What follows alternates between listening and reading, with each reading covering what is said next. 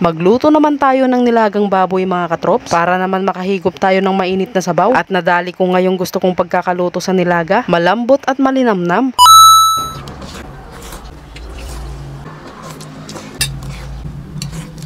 So, ayun mga katrops, for today's video, panibagong araw, panibagong luto, serya na naman tayo ngayon. Abay, tamang kape na nga lang muna ako. Mga bandang alas 9 na nga lang ito at kakagising ko lang. Napuyat kasi tayo sa pag-edit ng ating vlog. Pati nga itong aking alaga ay parang puyat din dahil kakagising nga lang din niya. Ito nga pala ang aking pusa na si Minnie. At nandito na nga rin yung kanyang kamarites na si Negra. Abay, aga-aga. So, dahil nalit na nga tayong gumising, kaya naman ayan, kinuha ko na nga dito yung mga gamit para makapagluto na. Ay makapaghiwa nga ng mga ingredients na gagamitin natin para sa pagluluto ng nilaga. At ayan, na-prepare ko na nga lahat, kaya naman tara, simulan na nga nating magluto mga katrops. Bali, nagpainit nga lang ako dito ng kawali at kaunting tamika para nga prituhin muna itong mga karne ng baboy. Bibigyan lang naman natin ito ng kaunting tosta para nga mas lumabas yung katas o di kaya yung flavor ng baboy. Dahil medyo natusta-tosta na nga ito, kaya naman maglalagay na nga ako dito ng tubig na water. At inantay ko nga lang itong kumulo bago ko inilaglag dito yung sibuyas at bawang. Tsaka ako naglagay ng mga pampalasa tulad ng durog ng paminta, patis at betchin. At ayan, mekos-mekos lang natin bago nga natin ito tikman. Para nang sa ganun ay malaman natin kung tama na nga yung lasa. Syempre, puyutan tayo pa at tapnon tayo ang masisinit. So, dahil nakulangan nga ako sa alat, kaya naman nagdagdag na nga ako dito ng asin. Kaunti lang para hindi tayo magkasemento. Ay,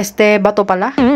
So, ayun, dito nga itinusok ko nga ito ng tinidor kung tama na nga yung pagkakalambot niya. At tama na nga, kaya naman pinaglalagay ko na nga dito yung mga repolyo. At aantayin nga lang natin itong maluto. At ayan, pagkalipas nga ng mga ilang minuto mga katrops, ay ayan, luto na nga ito. Abay, tignan nyo naman itong ating nilagang baboy mga katrops. Oh. Sarap neto sa kaning bahaw. Patis mansi with sili na lang ang kulang. So, ayun, gusto ko nga lang palang magpasalamat sa mga katrops natin na laging nagla-like, comment, and share sa aking mga video na na-upload. Maraming salamat at thank you sa inyo mga katrops. God bless you all po. May kayan mga katrops, mga antayon. Yan o, nilagyan ko rin ng maraming chili oil. First bite. Malasa. Repolyo.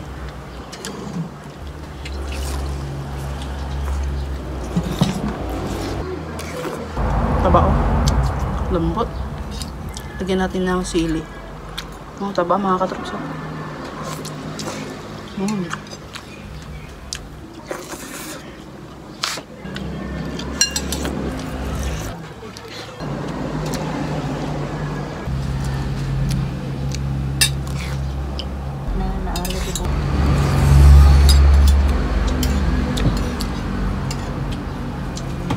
Ilako na dyan yan. Sunod. Sunod. Isang ganda. Una, ilako dito na yung luma. Never expect ka mas yung sagplit.